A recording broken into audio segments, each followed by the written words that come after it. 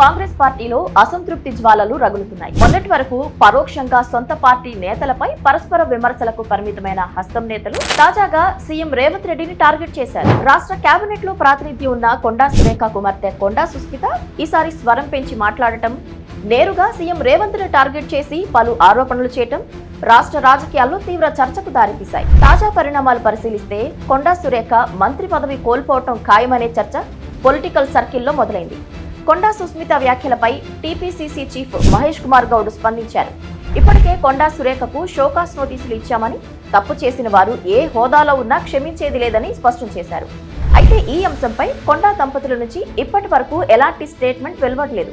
కూతురు సుస్మిత వ్యాఖ్యలను సమర్థించుకుంటారా, లేక సుస్మితతో తమకు సంబంధం లేదని తప్పించుకునే ప్రయత్నం చేస్తారా అన్నది ఇంకా తేలాల్సి ఉంది.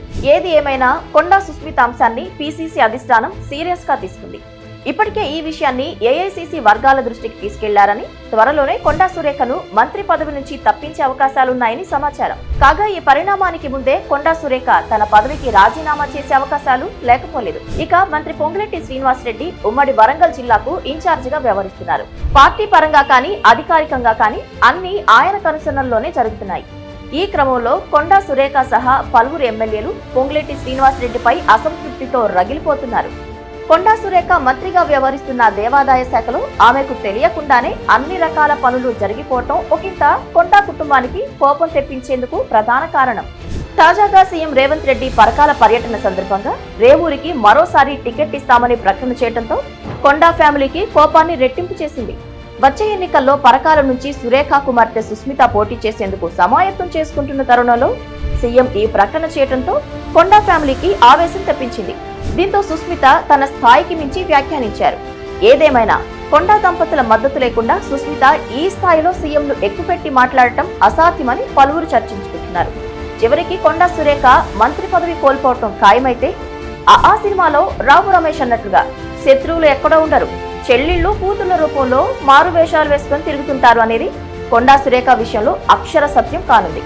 ఇక కొండా ఫ్యామిలీ అంశం పక్కన పెడితే అధికార కాంగ్రెస్ పార్టీలో వరుస వివాదాలు పీసీసీ నాయకత్వానికి పెద్ద సమస్యగా మారాయి.